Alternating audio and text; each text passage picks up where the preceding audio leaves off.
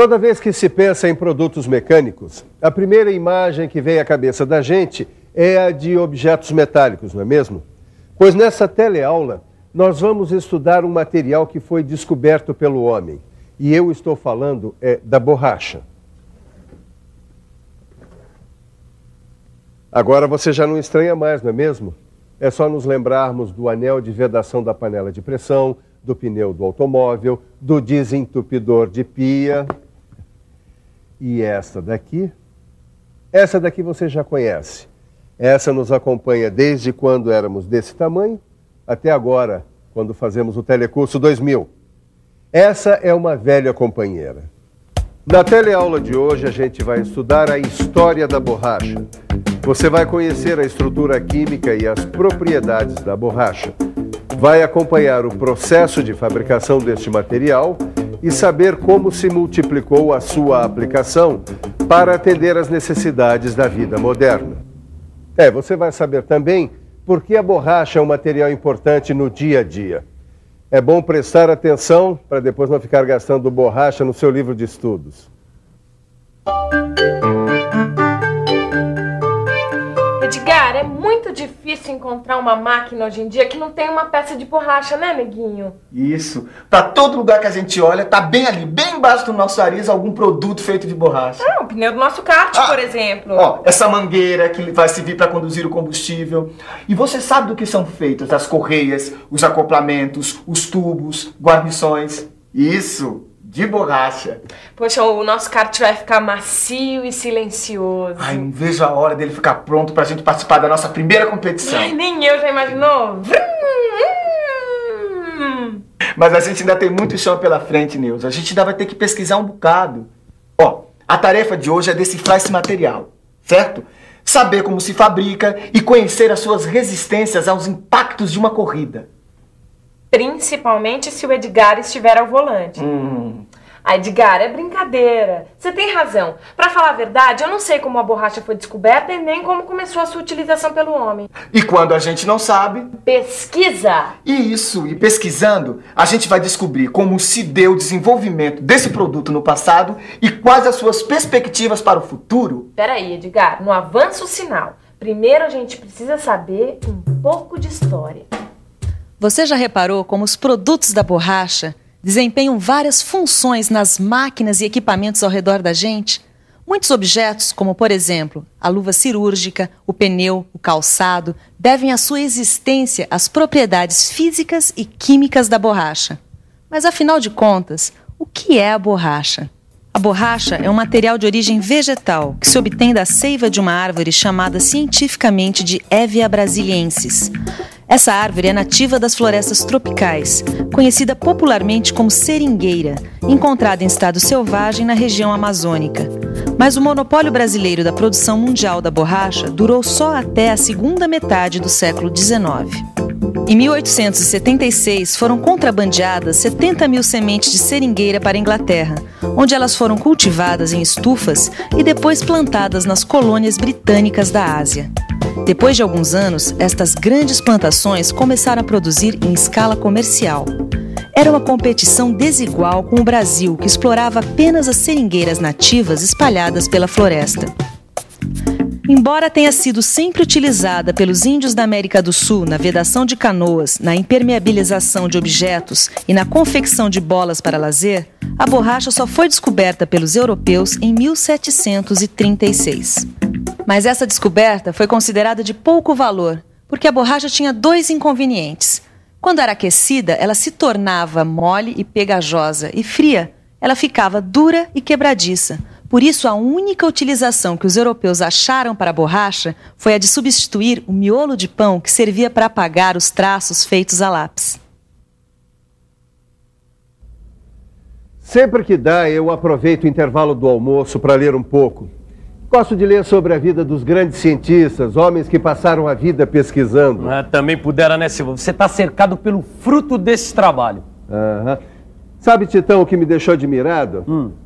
É como os grandes cientistas, às vezes, receberam um empurrãozinho assim da sorte até chegarem às suas grandes descobertas. Foi o caso da borracha.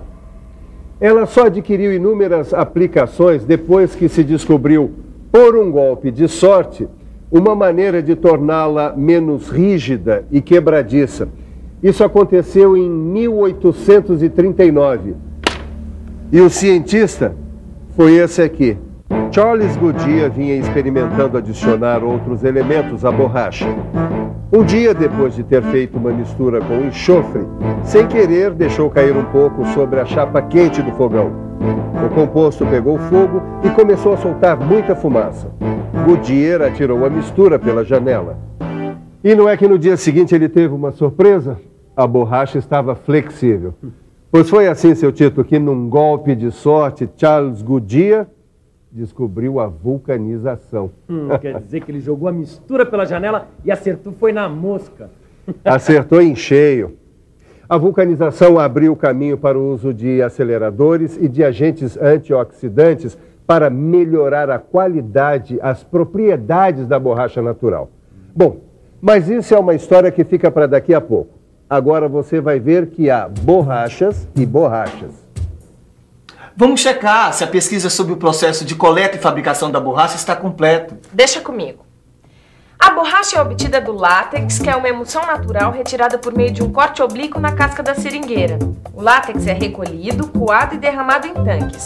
Nesses tanques é adicionado o ácido acético. É assim que se obtém uma massa esponjosa que, em seguida, é laminada entre dois cilindros que giram com velocidades iguais debaixo d'água. As folhas de borracha que saem da laminação se transformam depois no material que é chamado de borracha crepe. Este material precisa ser defumado para evitar a fermentação e o mofo. Depois, essas lâminas são prensadas em grandes blocos e enviadas às indústrias para se transformarem finalmente em produtos acabados, como é o caso dessa bola aqui. Ficou faltando saber uma coisa: qual é a fórmula da borracha? É um hidrocarboneto, produto da polimerização do isopreno. Eu explico melhor. A sua fórmula é C5H8. A representação da sua estrutura é essa aqui: 5 átomos de carbono, 8 átomos de hidrogênio ligados dessa maneira. A professora já me disse que a principal propriedade da borracha é a resistência. Ela resiste à abrasão, à passagem da corrente elétrica, ao choque mecânico, à tração, à fadiga, à flexão, à ruptura. Resiste também aos óleos, aos elementos graxos e aos ácidos fortes. Agora, será que a borracha se altera na presença da luz e do calor? Sim, algumas propriedades da borracha são prejudicadas pela ação da luz e do calor. Você sabia que esta câmara de ar não é feita totalmente de borracha pura? É apenas 90%. E este pneu aqui é apenas 60%. E este solado de calçado é apenas 30%. A outra parte dessa mistura é feita de borracha sintética. Você deve estar se perguntando: borracha sintética? Por quê? Para quê? Neuza, por que as borrachas sintéticas foram criadas? Você tá me testando, neguinho? Eu digo, hein? Bom, primeiro para se obter um material que aprimorasse a borracha natural. E segundo, para afastar as incertezas da capacidade do mercado fornecedor. Acertei? Muito bem, Branquinha. Agora, os países que mais se desenvolveram nessas pesquisas foram os Estados Unidos e a Alemanha. Ué, por que esses dois países? Neuza, ó. A Alemanha se preparava para a guerra. E os Estados Unidos perceberam que um possível conflito ameaçaria a distribuição da borracha que estava concentrada no Sudeste Asiático. Então foi uma corrida. É, e os alemães saíram na frente. Em 1931, eles desenvolveram uma borracha que ficou conhecida como Buna S, que é um copolímero estireno butadieno, e uma outra denominada de Buna N, que também é um copolímero. E os americanos ficaram para trás? Por pouco tempo. Em 1936, os pesquisadores americanos juntaram outras macromoléculas e obtiveram as borrachas nitrílicas, Buna N, e as borrachas butílicas, chamadas de copolímeros de isobutileno isopreno. O nome é complicado, mas dá para você ficar por dentro. Os copolímeros de estireno-butadieno, combinados na proporção de 75% de butadieno e 25% de estireno, são as borrachas sintéticas mais comuns no mercado. As borrachas sintéticas têm as mesmas propriedades que a borracha natural, com vantagem no desempenho, durabilidade e resistência aos óleos, luz e calor. Ó, dá uma olhada, Silva. No seu livro de estudos tem um quadro de comparação entre borrachas sintéticas e a natural, ó. O que você tem que entender é que a borracha não é comumente utilizada como material de construção mecânica. Suas aplicações estão diretamente ligadas às suas propriedades. Nas máquinas, os artefatos de borracha estão distribuídos de maneira a absorverem choques e vibrações e a possibilitarem acoplamentos flexíveis sem ruído.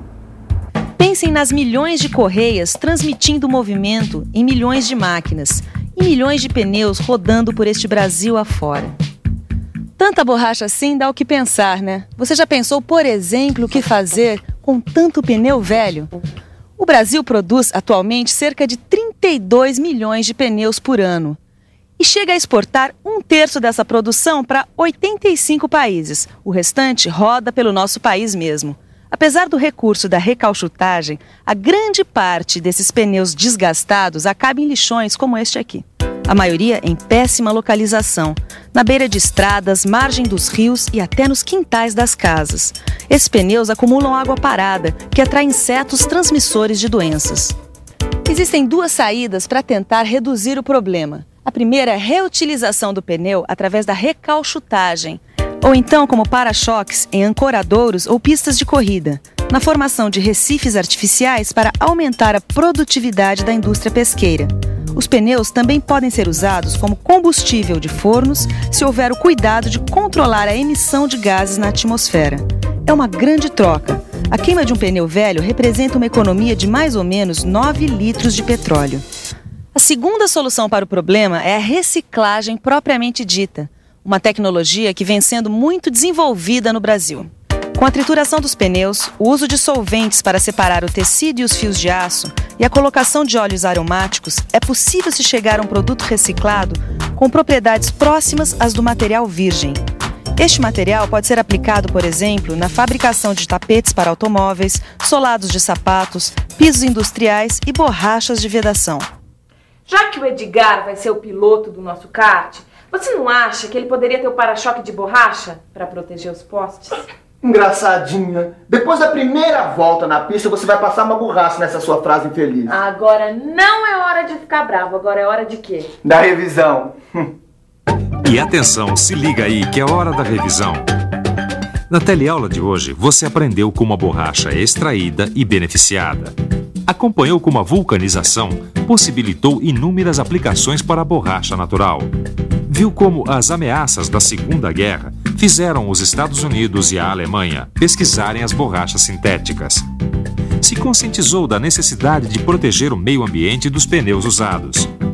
Conheceu as possibilidades de reciclagem da borracha.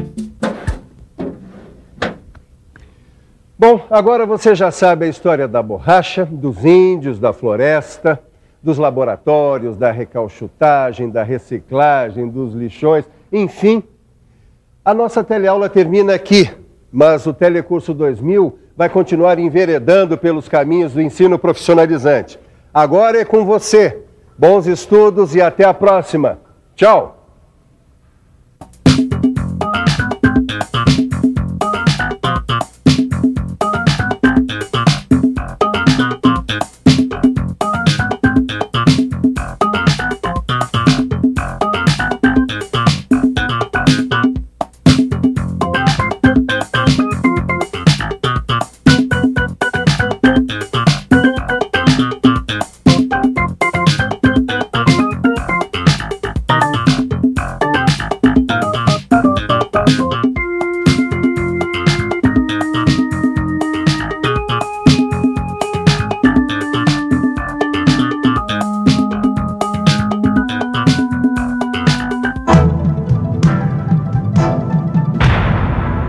Telecurso 2000, um programa de educação do Sistema Fiesp e da Fundação Roberto Marinho.